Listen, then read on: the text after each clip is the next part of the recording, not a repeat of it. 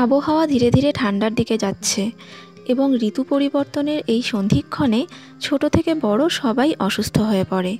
এই সময় ভোরের দিকে দেখা যায় ভীষণ ঠান্ডা পড়ছে এবং শিশির পড়ছে, আর দুপুরে বেশ রৌদ্র উঠছে। ঠান্ডা সেই সময় অতটাও থাকে না, বেশ গরম পড়ে।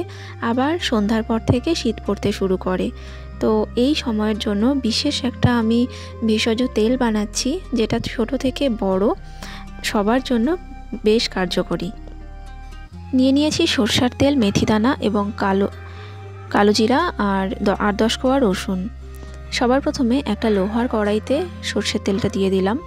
হালকা গরম হলে এর মধ্যে রসুন, কালো জিরা এবং মেথি দানা দিয়ে দেব। আর যতটা সম্ভব কম রাখতে হবে, যাতে যে হার্বসগুলো নিয়েছি তার এক্সট্রাক্টটা তেলের মধ্যে আসে এবং তাতে সেই তেল আমাদের সুস্থ থাকতে সাহায্য করে। শীতকালে যে ঠান্ডা লাগাজনিত সমস্যাগুলো হয়, সর্দি কাশি, তাতে কিন্তু এই তেল ভীষণভাবে কাজে দেয়।